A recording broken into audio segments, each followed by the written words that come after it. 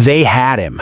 They wanted him. They drafted him 5th overall. And then, before a single real game was played, they started burying him.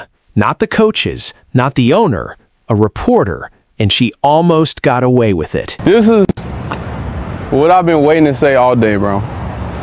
And this is to Mary Kay. If you're gonna be a reporter and report facts. Whenever you have your opinion, and your opinion is always something hateful to Shedeur, then it makes it seem like it's something weird, like it's an agenda that you have going on. And there's plenty of women in this field that take this serious and take reporting football serious and actually do homework and study the game and get the statistics right and get the news right. But with you, is so much emotion that I don't want you to make women look bad when it comes to reporting, because you don't have the will to actually want to report real things that are going on. So it don't even make sense. You want to go talk about this and that in minicamp, they don't even have all the receivers. How you gonna say, oh, this is what I think is gonna happen? We don't care what you think is gonna happen. Let Shedeur go practice. He don't need to be going on Instagram and Twitter and stuff and always seeing you just badmouth them. That's what I got a problem with. You know what I'm saying? If it's reporting, it's reporting. You have facts, you have news, but when it comes to your opinion, you've been saying crazy things for the past, since he's been there. So it's like, just chill with that, because it don't make no sense and it makes you look crazy, like you don't know what you're talking about. And for all the women that actually take the time to go do their research and actually be real reporters and real journalists, then that's gonna make them look bad, bro. Because you already know, as a woman in this field of reporting football and sports, like, it's hard. So don't make it hard on everybody just because you don't feel like it. That's all I gotta say about that. The overreaction that I heard from this yesterday, I was listening to my guy Jonathan Peterlin. He was on with Darryl yesterday. They were going so over the top on this. First of all, it is April 29th. Who cares? Number two, it doesn't even make sense, because I don't buy that Deshaun Watson surpassed Shedeur Sanders at a freaking minicamp for 3 days with nobody playing defense. This is the story the NFL doesn't want told right now. A rookie quarterback, 5th pick, son of a legend, walks into Cleveland with everything to prove. And before he throws a single live rep against a defense, before training camp, before preseason, someone puts a pen to paper and tells America he's already losing the job. Her name? Mary Kay Cabot, Cleveland.com's most powerful NFL reporter. His name, Shedeur Sanders, son of Dion, heir to a legacy that was built under pressure. And the people who stepped up to defend him? George Bush, former Browns executive, and Shiloh Sanders, Shedeur's own sister. This is bigger than a quarterback battle. This is about who gets to write the story of a young man's NFL career. Stay locked in, because by the end of this video, you are going to see exactly what is happening in Cleveland. And if this hits different for you, make sure you are subscribed, because we don't miss a thing here. Wait, G. Bush just called out Mary Kay Cabot and exposed what's really wrong with how Shedeur Sanders is being covered. When criticism comes from the media, you have to ask one question. Is it based on reality or narrative? Because Mary Kay Cabot keeps framing Shedeur Sanders like he's uncertain, like the Browns don't fully believe in him, like he's just another option. But when you actually look at what's happening, that story doesn't hold up. And that's exactly what G. Bush pointed out. Because if the Browns truly didn't believe in Shedeur, you'd see it immediately. Less reps, less involvement, less focus on building around him. But that's not what's happening. Instead, he's still in the mix, still being evaluated, still earning respect from teammates. So where is this doubt really coming from?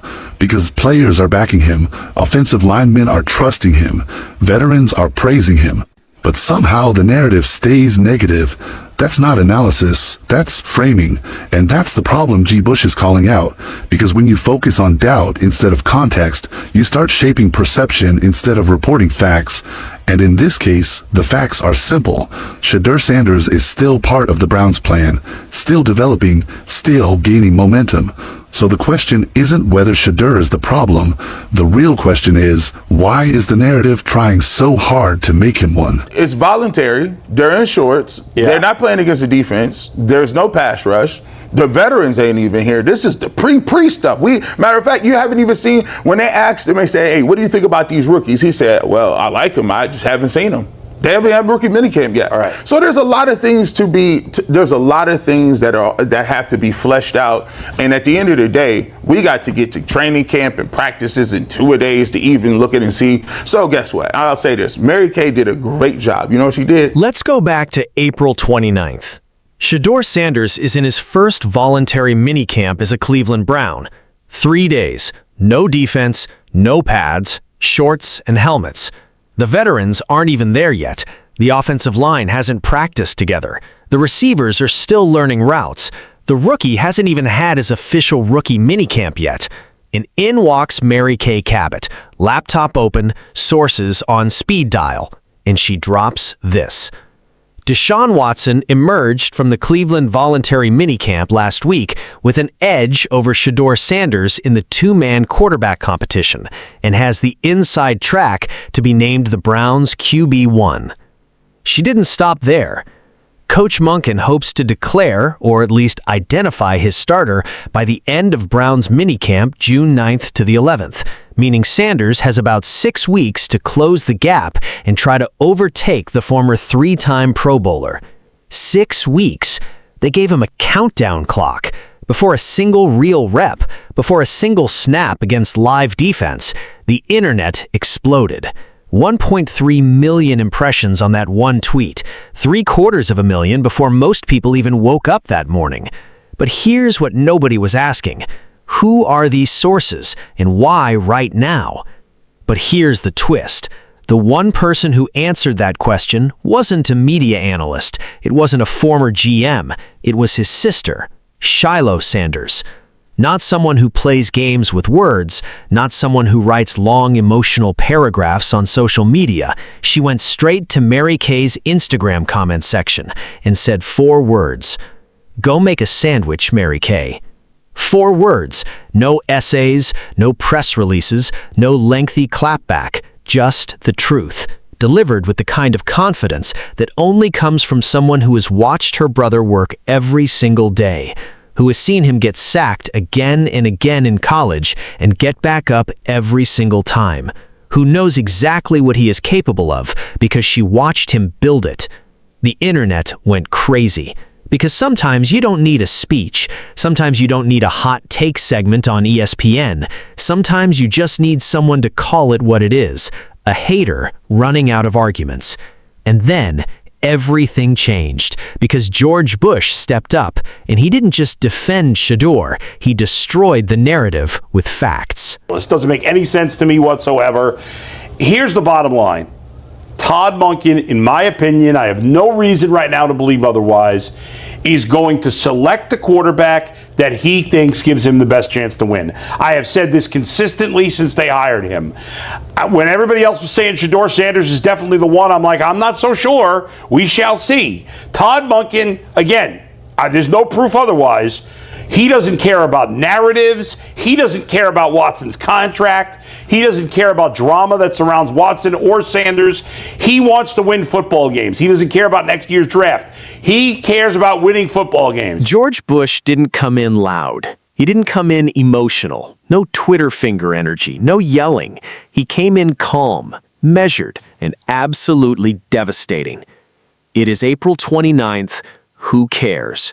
He broke it down like a man who has been inside an NFL building, like someone who actually understands what voluntary minicamp means in the grand scheme of a 17-game season.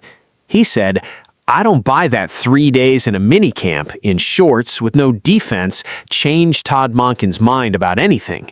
He said Todd Monken doesn't care about narratives, doesn't care about Deshaun Watson's contract, doesn't care about the drama. He cares about winning football games.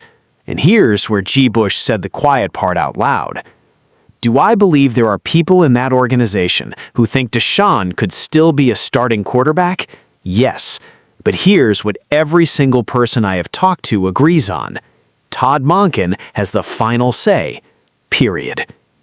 The narrative isn't reality. Someone in that building is talking to a reporter, and that reporter is printing it like it's the verdict when training camp hasn't even started. G. Bush didn't attack Mary Kay personally. He did something worse. He proved her story didn't make sense. And then, right when you think Shedeur is safe, the doubt crept back in. But let's be honest for a second. Let's sit in the uncomfortable truth, because that's what real fans do. Shedeur Sanders is a rookie.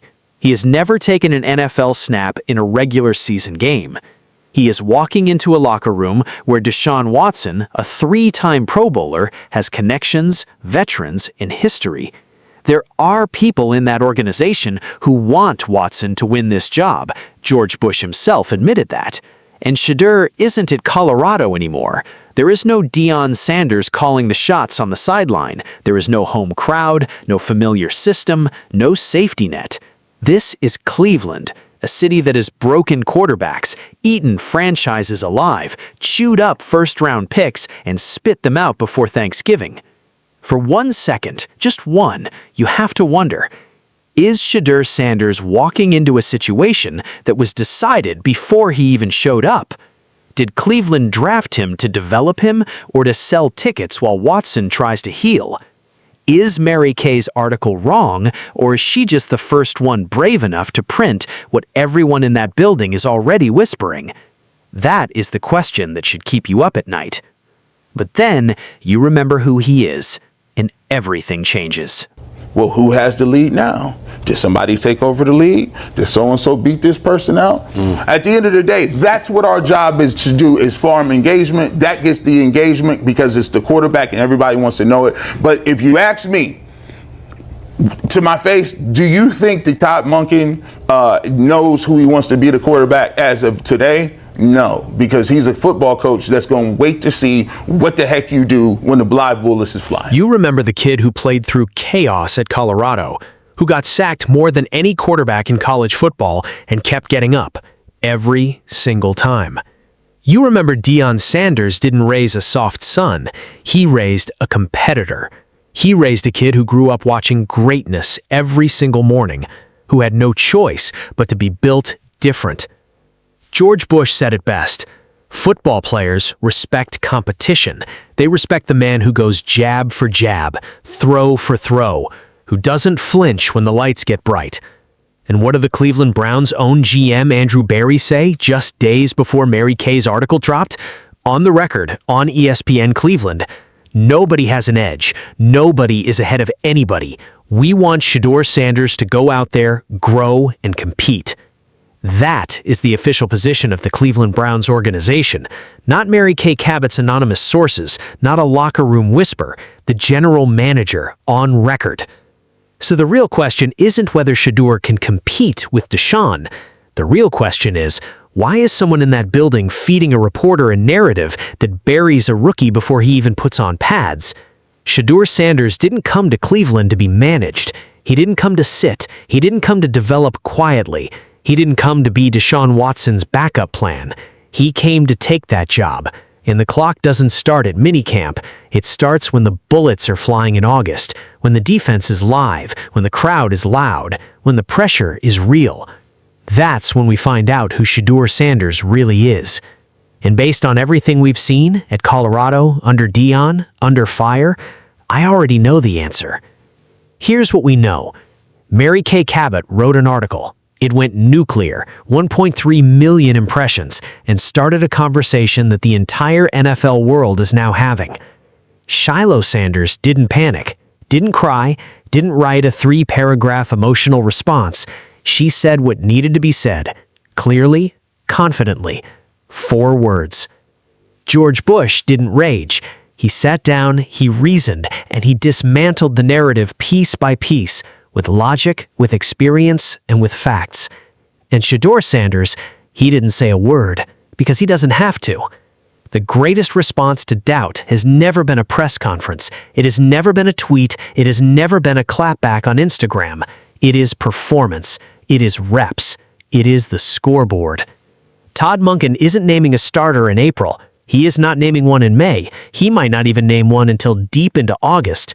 And when that announcement comes, when Shedeur Sanders walks out to that practice field on the first day of training camp and runs that offense like he was born for it, all of this noise is going to disappear. Every anonymous source, every article, every countdown clock, gone. Because articles don't win football games. Quarterbacks do.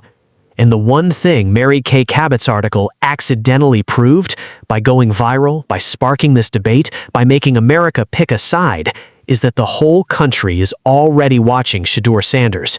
That's not pressure. That's a stage. And he was born for this. If you believe in Shedeur Sanders, if you think this kid is going to silence every doubter, every hater, every anonymous source, smash that subscribe button right now. Hit the bell notification, drop a comment, share this video, because when he wins that starting job in Cleveland, and he will win it, you are going to want to be here for every single moment. If the Cleveland Browns give the starting job to Deshaun Watson over Shedeur Sanders after everything we've seen, would that be the biggest betrayal in NFL draft history? Drop your answer in the comments. Let's talk about it.